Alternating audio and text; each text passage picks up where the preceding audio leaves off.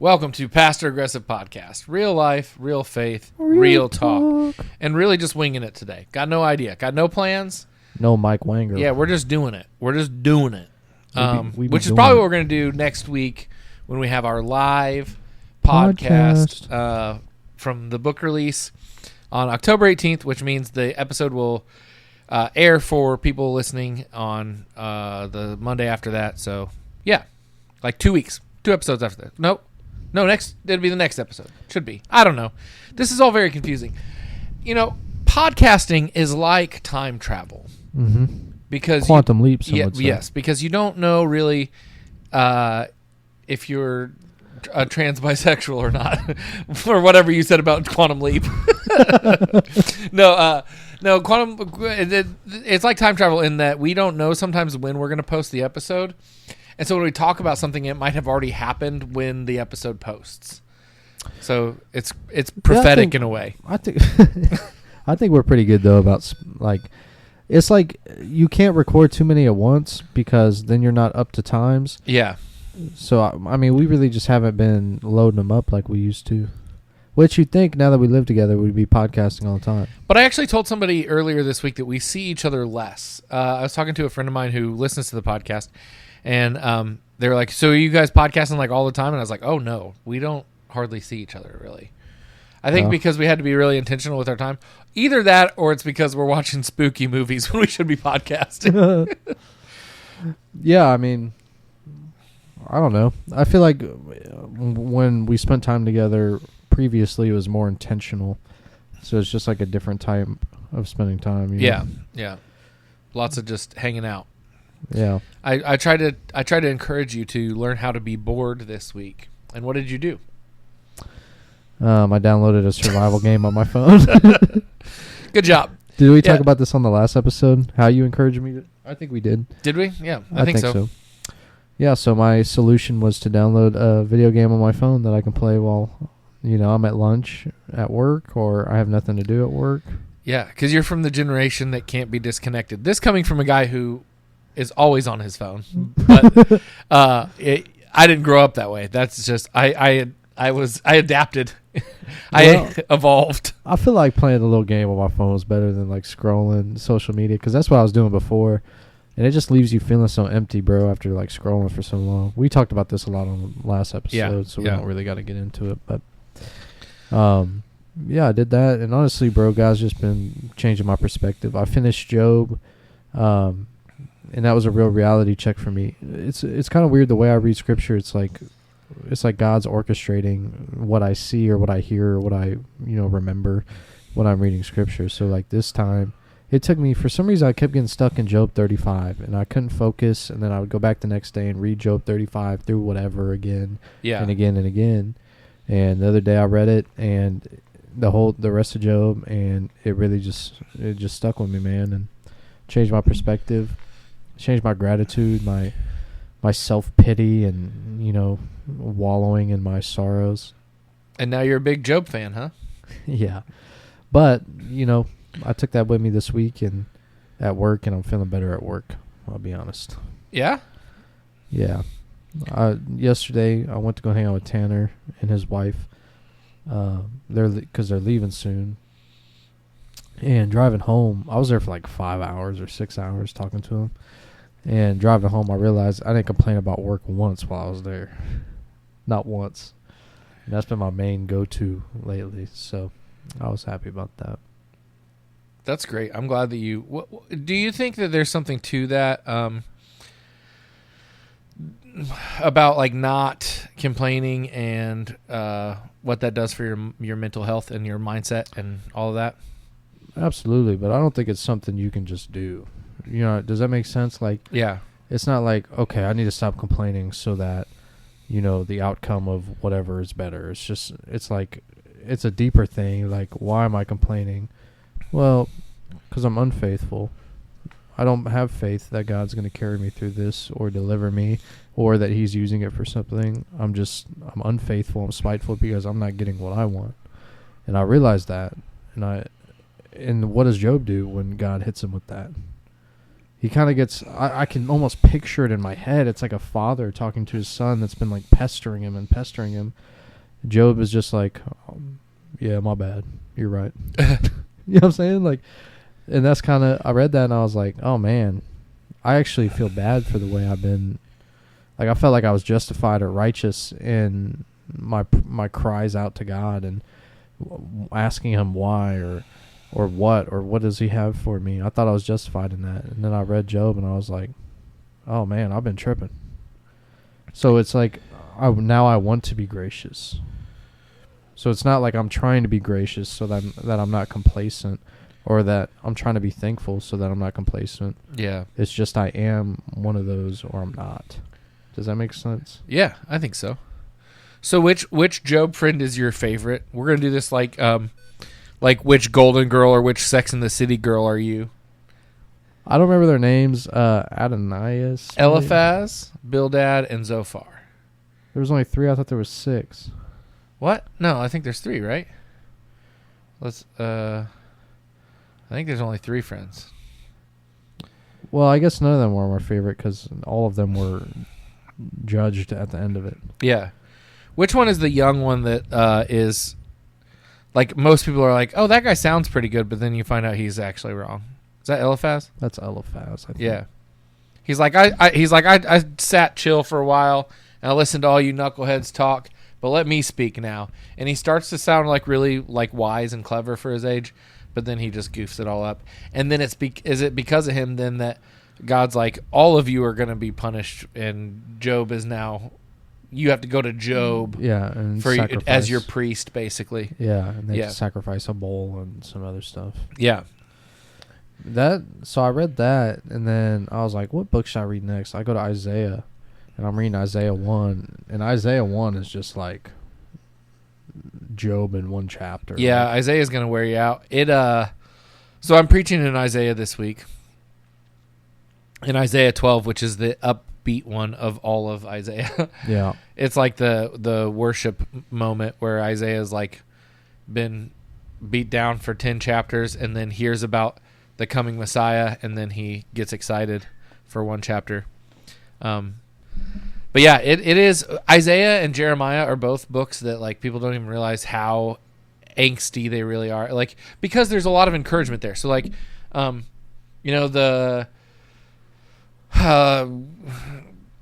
will lift us up on wings like eagles. Yeah. That's from Isaiah, and people are, oh, that's so comforting.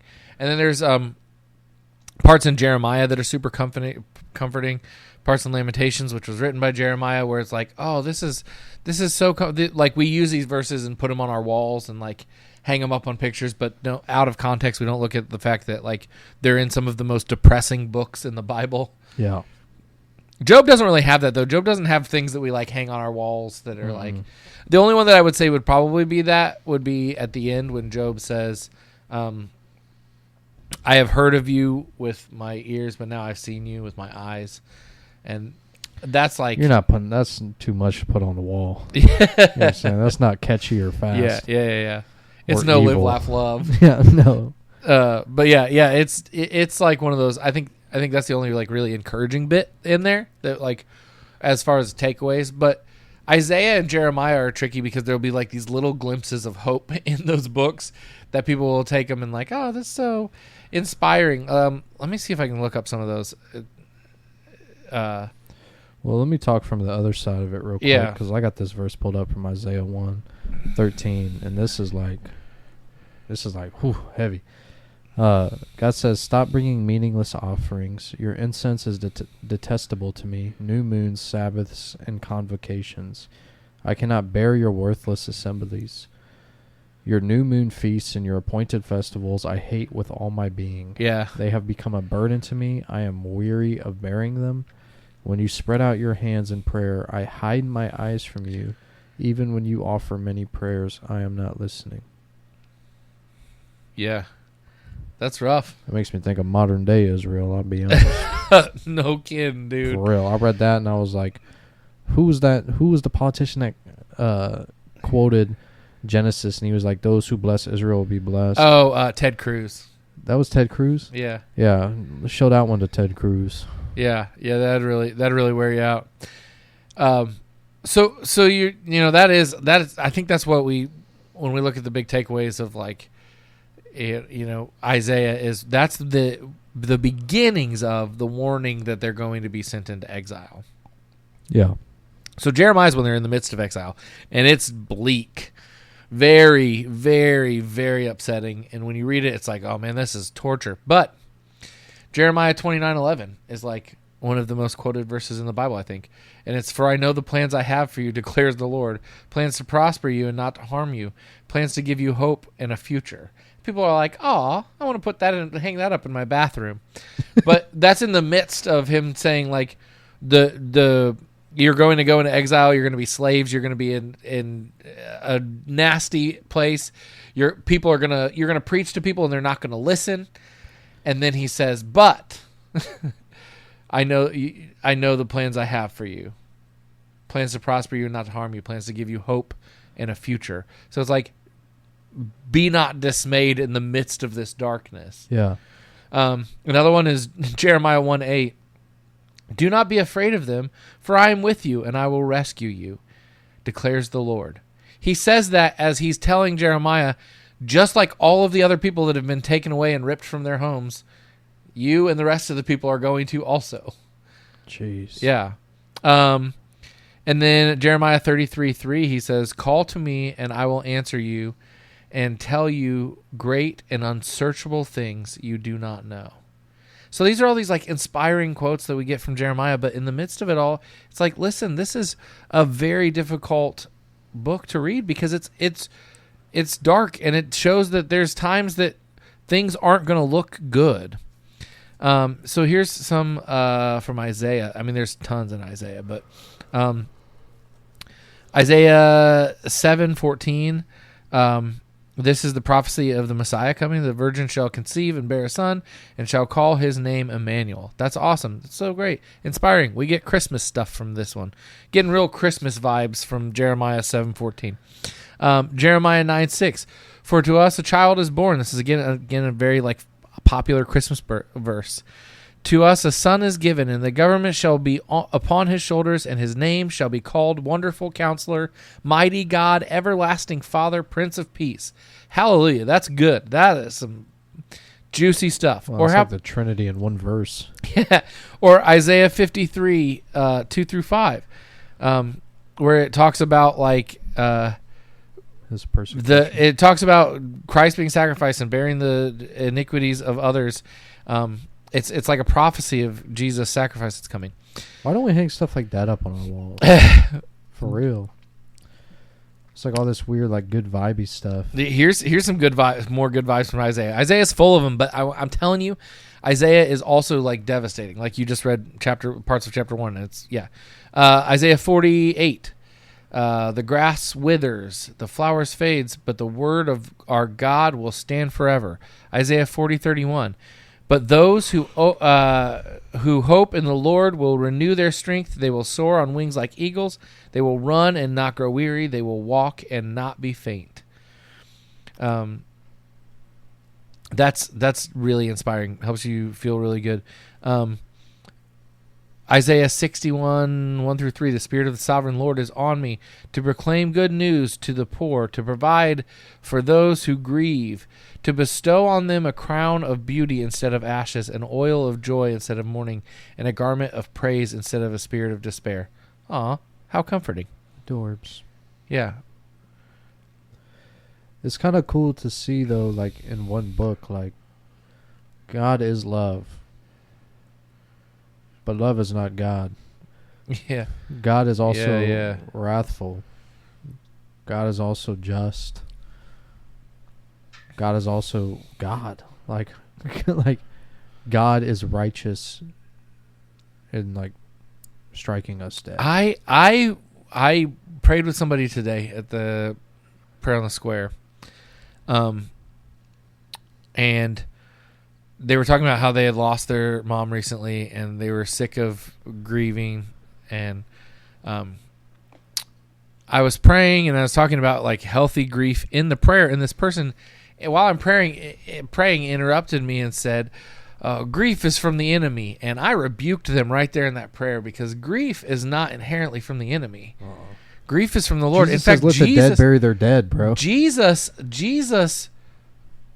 experienced grief on our behalf. He weeps with Martha when she is talking about her brother being dead. Lazarus. Like he experienced all of those things.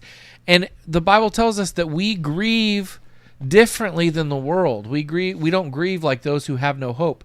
And we get this idea somehow that means that we're not going to grieve. But that is not the case. And I feel like that's so important for people to understand, and why books like Job and books like Isaiah and books like Jeremiah are so important to read in the context, so that you don't get all the fluffy and soft and good stuff and miss the suffering. Even the New Testament. So I feel like a lot of people avoid the Old Testament because they feel like it's dark. Even the New Testament is dark. Like if you really... Yeah. I feel like things like... The reason I think some of these holidays are harmful, like Christmas, is they kind of like... What is the word? Kind of glitter up the story of Jesus. Like, it's like kind of all childish. Like, what's the TV rating for children? G? Yeah, it's all GTV stuff. And it's like, no, like when you read the New Testament, you really are like seeing a man who is God, who became flesh on our behalf, and he's like publicly ridiculed. He's beaten. Like these crazy, like imagine your brother or your son, yeah, with a crown of thorns on his head and nails through his wrists on a cross. Not impaled. A cross. Crosses are fake. Remember, that's what that guy in Menards told me. It was a literal tree. Crosses weren't invented yet. Which can I just say, simple Google search, which I know Google's not everything. Simple Google search will tell you when crosses were invented and used for torture. So it was like, I don't know where this guy bro's like Constantine invented trees, bro. What are you talking about? You know what's funny is this my buddy Pastor Jason, I talked to him today. And he's not on social media very much. Yeah. So he was asking me how I'd been. He just called me up to see how I was doing, and he wasn't going to be able to pray with me today. So he's called me up to see how I was doing. And I was explaining the Menards thing to him, and this is the first he's heard of it. So he hasn't been on social media and seen any of this. And so he was like, he was laughing at me. He was like, bro, he's like, I don't know how you draw this kind of heat all the time. But he was laughing at me. But then we had a good sincere moment where he was talking about like praying for that guy and how we should pray that he like gets out of whatever confusion or delusionment that he's in that's caused him to believe these things, and this deception that he's bought into. But I told him the thing that I talked about last week about getting kicked out of 20 churches, and he's like, bro, 20 churches, that's pretty excessive. I think there might be a problem. May have to reevaluate. The only church he's probably accepted in anymore is Emmanuel. I'm not gonna honk it out. It's fine. Yeah, should honk it out. Hashtag apostate succession. Hashtag honky horn. I'm tired. I'm tired, boss. I'm tired of bleeping out all your stupid comments. Yo, I should be media training right now for our live podcast, bro. Dude, for real. I didn't think about that, but you are gonna have to be careful with the live podcast because I'll be all right. That's one doodle that can't be undid. You know what I'm saying? You think somebody at your church would be like really upset if they heard me say like shit or pissed? I don't know. Maybe. I heard I'm not a big Mark Driscoll fan. You know this. We've talked about it. But every once in a while he'll say something that's pretty good. And he was like, I saw a video of him defending his big like how dare you? You know that sermon is like the famous one that like got him in trouble. He was defending it and he's talking about the situation around it. It's actually a really devastating situation and all this stuff, but he's talking about it. He's like, I'll be honest. He's like, if you were in that situation and you didn't get pissed off, you should really reevaluate things. And I was like, that's funny. I don't think I've ever heard, like Mark Driscoll's known for like his like brash and like aggressive talk, but I don't think I've ever heard him say that. Cuss? Yeah. Is that a cuss word? What are your thoughts on that? this is such a like silly conversation, I feel like now, but the way I understand curse words is like words that are going to offend somebody. So if culturally piss is a bad word, I'm not going to say it. Sure. Most people would say that piss.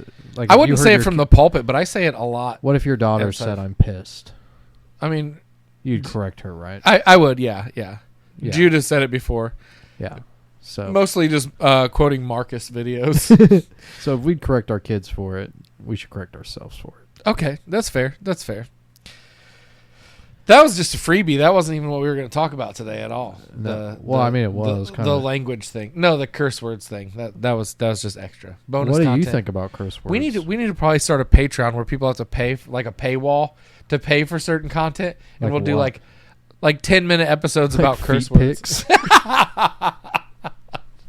Not that kind of bonus content. But we just have like crosses painted on our. No, that's so blasphemous. Toenails. That is so bad. So that was one of the conversations I had with this gentleman in the hardware store was how my cross tattoo at certain points could be upside down. We talked about this. Yeah. And then I explained to him Peter, and he was like baffled. He never heard it in his life. That Peter was. Most people haven't. I've been watching a lot of. So do you know this? Radiohead song, "Let Down." Mm. It's like it's off their most famous album, but it's gotten some new traction here. It's from like the 90s, early 2000s. Nice. So it's pretty old song, but it's gotten some traction here lately because of TikTok. People will use it like in really sad moments, or like tell stories and like use it in the background because it's a pretty sad song. I've been seeing a lot of TikTok videos of history of martyrs, and then it's set to that music, and I've been learning a lot, dude. Really? There's this one Andrew one, which I already know Andrew's whole thing about getting hung on the X cross. Yeah. And the whole time, instead of like crying out in agony, he's just preaching the gospel to people. And that one always just like makes me weep when I read it. But it was like really good. But there was one I saw today.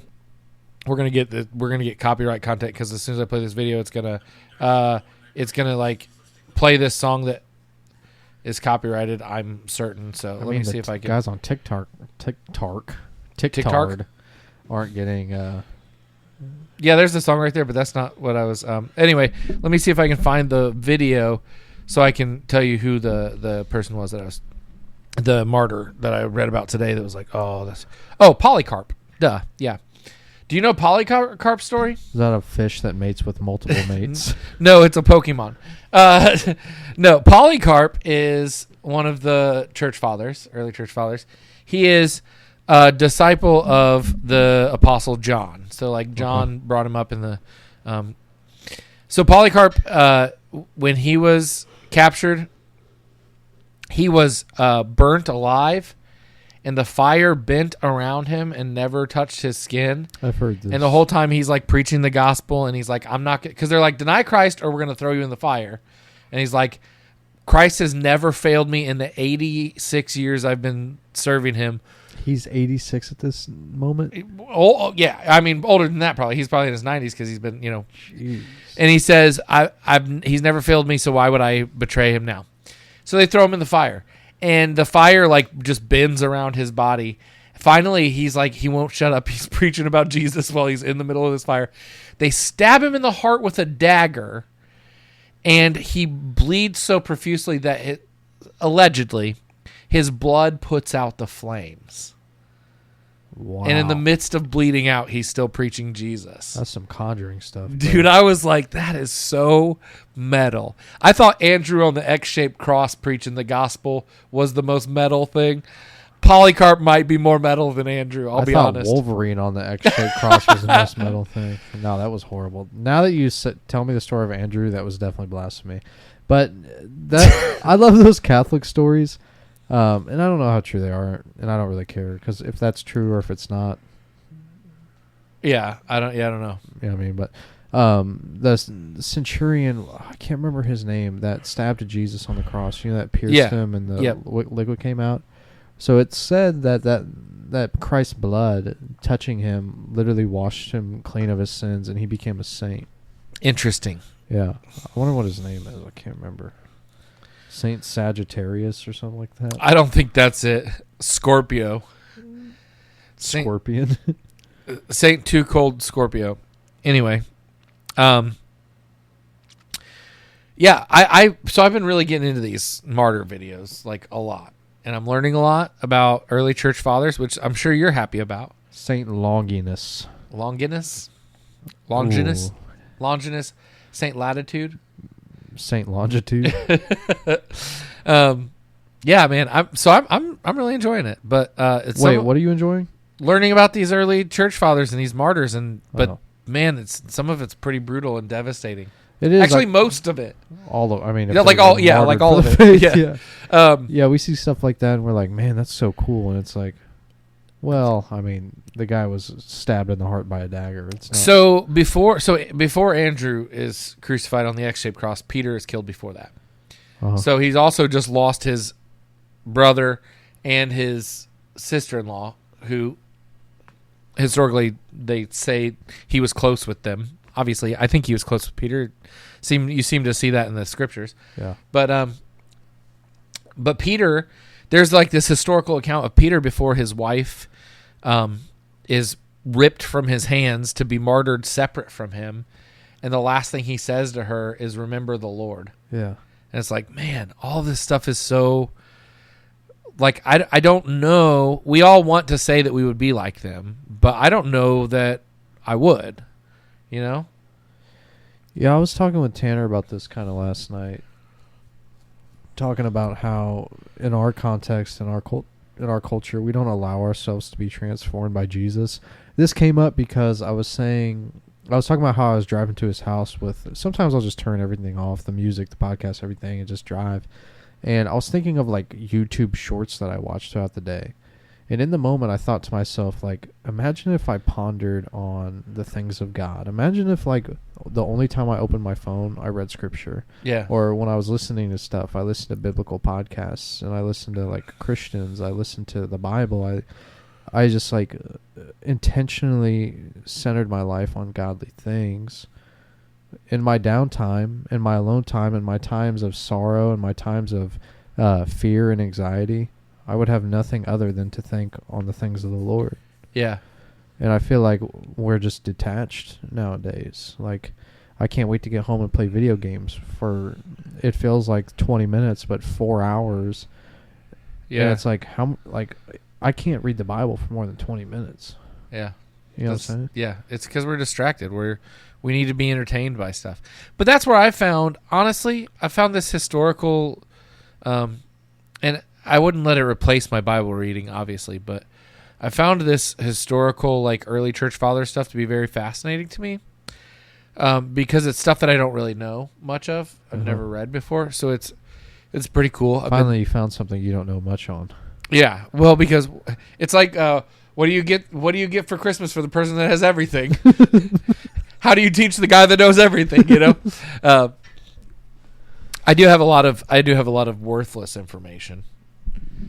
Yeah, I think, Steve Miller memes. Earlier, Warner shows me a video of Steve Miller reading one of his tweets, and he looks like a. But he looks like Nosferatu, which he kind of looks like Nosferatu anyway, just without pointy ears. Who is Nosferatu? Nosferatu is the silent film.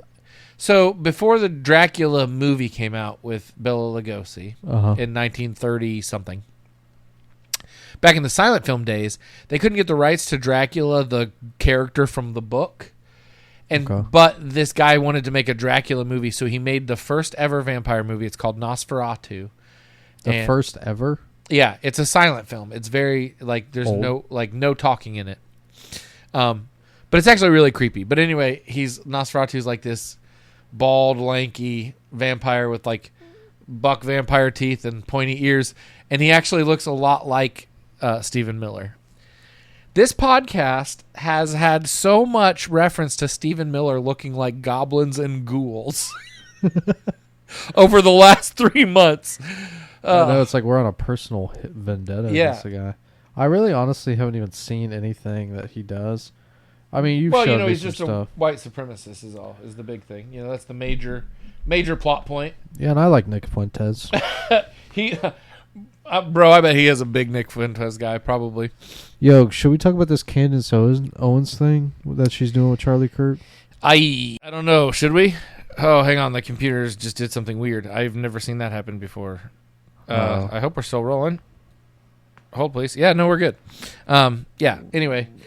We could. I don't really like getting all political. You know that. But yeah, it's not really political. It's kind of just like what happened to Charlie Kirk. Yeah, so Candace Owens is saying that she's got this conspiracy that Charlie Kirk was killed because he was no longer supporting Israel. This kind of goes back to what we were talking about in Isaiah, right?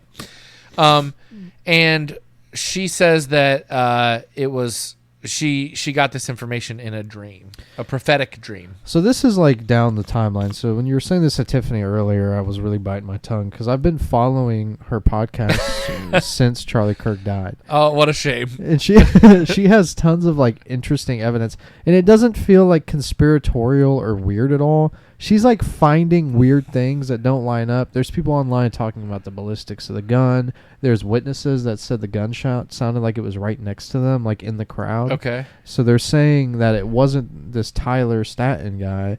They're saying they don't know who it is.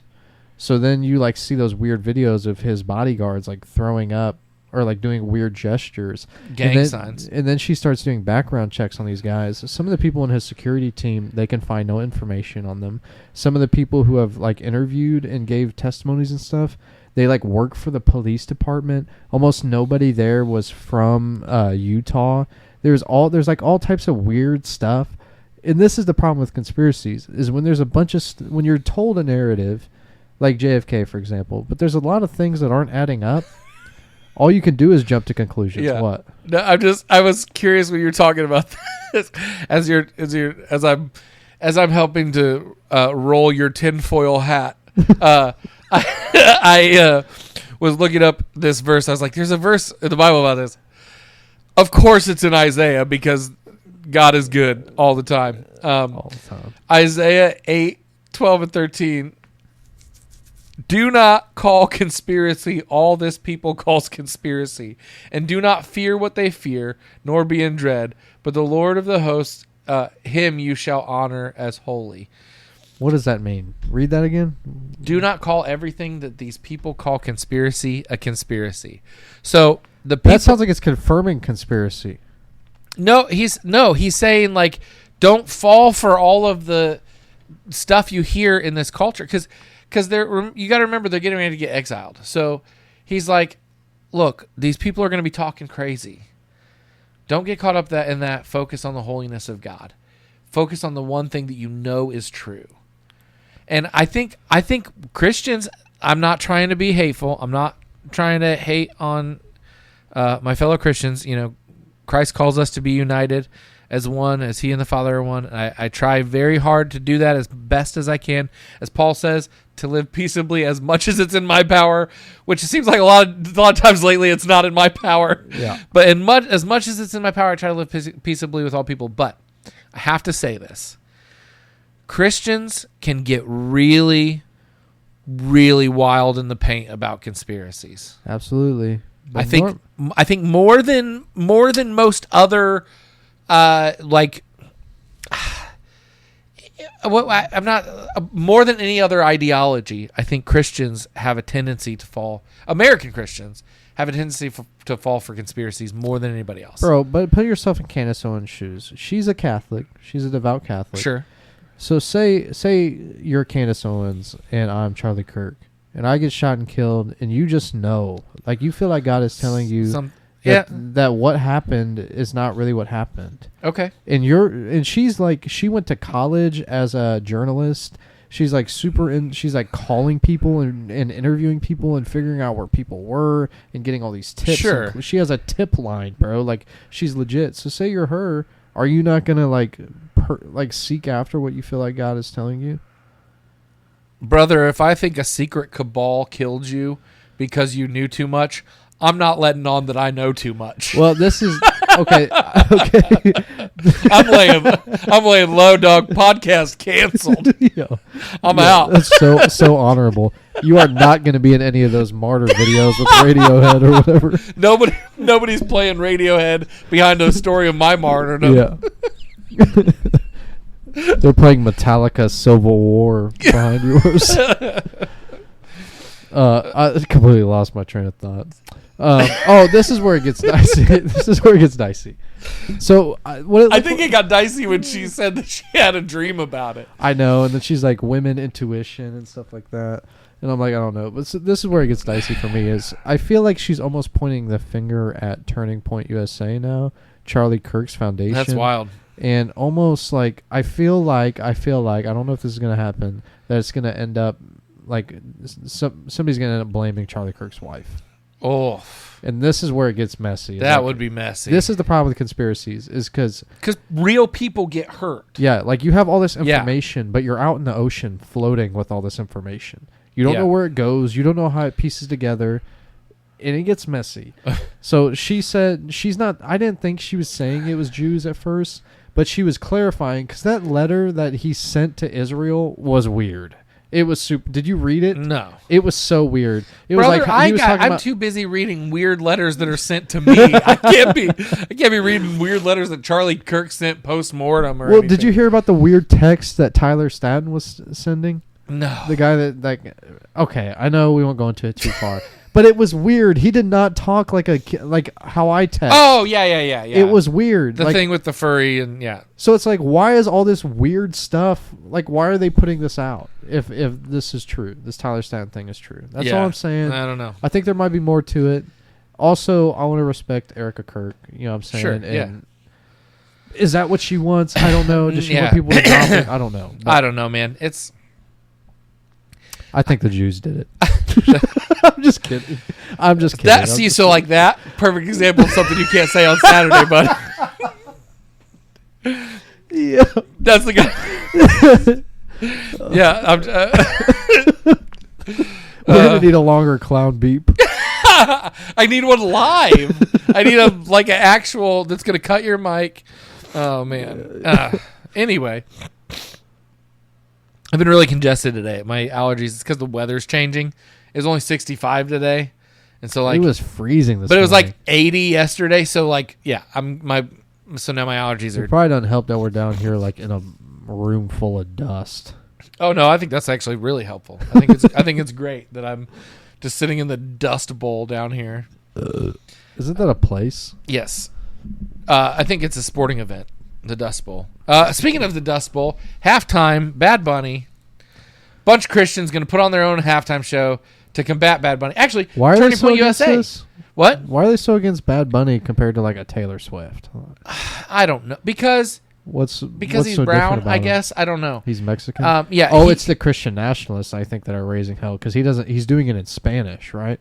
Yes, okay. and he that's because most of his songs are in Spanish. I don't know if you know much about Bad Bunny. Arnold listens to Bad Bunny. My that's cool. My biggest knowledge of Bad Bunny is he was in wrestling for a little bit and wrestled, and he's actually a really decent wrestler. I heard he was a cross-dresser.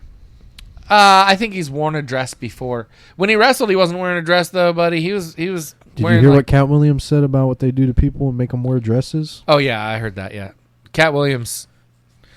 I'd love to hear an hour of Cat Williams and Candace Owens talking. I think that might be my favorite. That would be great. Let's get that one going. I personally think that if Christians are expecting this pagan Super Bowl Olympics weird stuff we do to host Brandon Lake for the halftime show, it's like you're asking a satanic temple to have Benjamin William Hastings come do worship on a Sunday. Right. It's like, what are we talking about? So the thing with the halftime show is they're mad because they're like, well, he's Puerto Rican, but Puerto Rico is actually an American state. So we can't. I think, doesn't count as a state. I think as a province technically, but it's the same thing. Providence.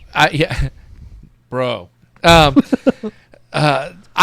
actually like Bad Bunny. I think whatever, but I don't. But I also don't really care. I like football. I'm okay with Bad Bunny. I just don't care enough about the halftime show. And also, some halftime shows in the last decade have been pretty Like Usher. Have been pretty like overtly sexual. Yeah. Have been like borderline satanic. Yeah. Have been like ritualistic. So Bad Bunny, if he's gonna come and perform in a dress, I don't even know if he's gonna do that. He's done it like a couple of times, I guess. But whatever. Like, how is this any different? Like you said, how is that any different than what we already experienced? So anyway, Turning Point USA allegedly is doing their own halftime show alternative, which is like it's only going to be on Fox News. well, Like, yeah, what? but you're gonna have to change the channel. Nobody's gonna change the channel They might, dude. from the Super Bowl to go watch this whatever, and probably Brandon Lake will be there. And I love Brandon Lake, but he seems to draw a lot of heat from all sides, from everyone, and I don't know what if that's good or bad. Forrest Frank is now getting heat because he's not going to the Dove Awards, and people are like, "Oh, this is all just show and blah blah." It's like, why can't people just make their own decisions and leave people alone? Yeah, whether you do something good or whether you do something bad, there's always going to be someone hating on you. But then Forrest Frank, with this whole thing that he like, this whole conflict he had with Corey Asbury and everything, has now like brought Corey Asbury to a point where Corey Asbury's like, I'm not going to release this country album I was going to release. I'm going to go back to my first love of writing Christian music. So that is kind of crazy. Praise that God, about man. To do that, and yeah, praise God for sure. Yeah.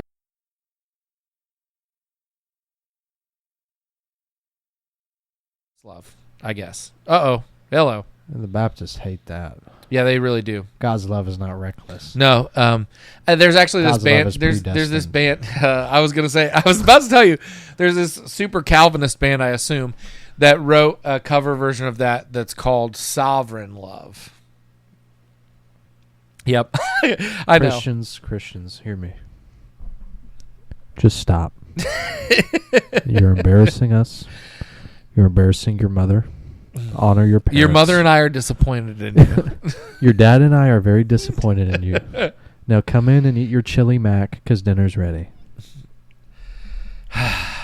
Anyway, I feel like we didn't really talk. We talked about so much today, and we're not. We kind of just talked about what's going on. We got plenty of time, but we talked about a lot today and didn't really talk about anything. Yeah, it's pretty great. Yeah. I love that. Just a couple of guys scubaing around. Can I say that? Am I allowed to say scubala? I mean, based off my definition of cussing. For our Greek fan base, that's probably offensive. Yeah. If we have a Greek fan base, it's like 1 out of the 7 people. Or like 0.5. Hey, listen, the good news is... God's truth won't bend. No, we're not there yet. We will probably... I would imagine that we will have more people at the live recording than listen to it online. I agree. I hope for my own sake. Look, bro, we need suggestions from the people who are listening now on how to make this thing grow. Now, I'm not all down in the dumps, so we're not getting tons of views or anything, but like I feel like we should try a little harder with it. I know people that listen to the show. I have people talk to me about it all the time. I know, me too. I feel like I have more people talk to me about it than 7. Well, okay, so I'm looking at analytics it's normally like 6 or 7 from the people. main site. If they're watching on YouTube, I'm not getting those analytics on here. I don't think I get the Spotify analytics on there, so, shout out, go to our Facebook page, write on the wall. Is that still a thing? Can you just write on a Facebook page, like to a Facebook page? I don't know. Message us then. I don't know. Or send an email to pastor.aggressive.pod@gmail.com and let us know what platform you listen to the show on. Yeah. Or just talk to us in person. Whatever, that's fine too. But don't talk to us in person. But yeah, we want people. We want to know where people are listening and how they're listening and all that stuff. We want to know if you're Calvinist or Orthodox. We can sign ourselves up. There's a thing now through the RS feed that I can sign us up for like randomized ads. I don't know. I might do that. But then what if like Blue Chew or something pops up, or like OnlyFans, or I don't know. I don't think OnlyFans is running ads. I don't know what they can do. Feet Finder. Yeah. That'd be pretty fitting, though. Yeah. No pun intended. Yeah. Cinderella's shoe. Is that Cinderella? Yeah, that's it. Yeah, I don't know. I think we might start doing that. Why not? What could it hurt? Yeah, we need to start pushing out some clips, some goofy clips. You know what I'm saying? Yeah. Attract the people with the nonsense, and then rope them in for the good stuff. Yeah, which is about 5% of each one of our podcasts. Yeah, we need them to get the good content in the midst of the chaos. But yeah, I think. Yeah, I think what you're talking about with the suffering and understanding suffering, and then we talk about martyrs and all of that stuff. We need to be focused on kingdom work at all times, and that means we need to not be distracted by conspiracy theories or our phones or the news cycle or whatever thing is distracting us. Me and the guys started studying Ezra this week, and I don't know if you know this, but Ezra and Nehemiah used to be one book in the Bible. And then they got split up, which it is. It's like one story. It continues through. But basically, it's about God's people coming out of exile. And one of the interesting things in the first chapter of Ezra is that when Nebuchadnezzar took the Israelites into exile in Babylon, he took all the treasures out of the temple, right? Mm-hmm. But he keeps most of it. He doesn't like melt it down to build his statues. He doesn't, sell off the jewelry or any of that stuff. He just like keeps it and stores it for whatever reason. So when Cyrus tells the Israelites to go back to their homes and says, "I'm releasing you. I want you to go back to your homes, build a new temple, yada yada yada," then he brings them what's left of the vessels from the original temple. And he's like, you should take this stuff with you too. And me and the guys were talking about, like, why is that such an important thing? It's because if they would have just gone back home without the symbols of the presence of God, then it wouldn't have meant anything. Yeah. It would have been for no reason. It would have been just going home to go home. That's like Jeremiah 1. Yeah. And so it's like, what is the purpose? Like, why are we doing these things? And so I think that is the important takeaway here, is that there's so much noise and so much distraction that we can make our faith about like going home and not really and completely miss the purpose of the fact that we are doing it so that we can worship God and be in His presence. Yo, that is such a bar. But going home like going to heaven. Yeah, but we make it about like, oh, I can't wait to get my golden mansion in heaven, and it's like we're missing the point. Well, hold on, let's not even do that, because that's like, we make fun of that, but that's not like really what we see most of the time. I think what we see most of the time, and I think I experience it myself, I don't know if you do, but subconsciously when I'm doing wrong or I'm not doing things as I ought to, the fear I have is fear that I'm not going to make it into heaven. I completely forget about that whole Jesus thing. Yeah. And I have that fear of not making it to heaven. So every time I have to realize I'm not correcting my ways to make it into heaven. Yeah. I'm correcting my ways to become more like Christ. And to be in the presence of God now. Can you answer this question? Because I thought about this myself the other day, and I feel like this might be a question you can answer. Why do we want to be Christ-like? What's the point? Well, because that's what He calls us to. What if somebody's outside the faith? Why would they want to be Christ-like? Why would anybody, yeah. Well, yeah, if you're outside of the faith, you wouldn't necessarily want to. Although all faiths consider Christ to be a positive figure. So, I don't know. I guess there's that. But I think what's appealing is that He is the embodiment of love. But when we really read it, we got to understand that He's not going to leave. Part of that loving nature is not leaving people in their own filth. Yeah. But people don't read that part. They just read the love part, and they're like, yeah, I want to be like this cool guy Jesus.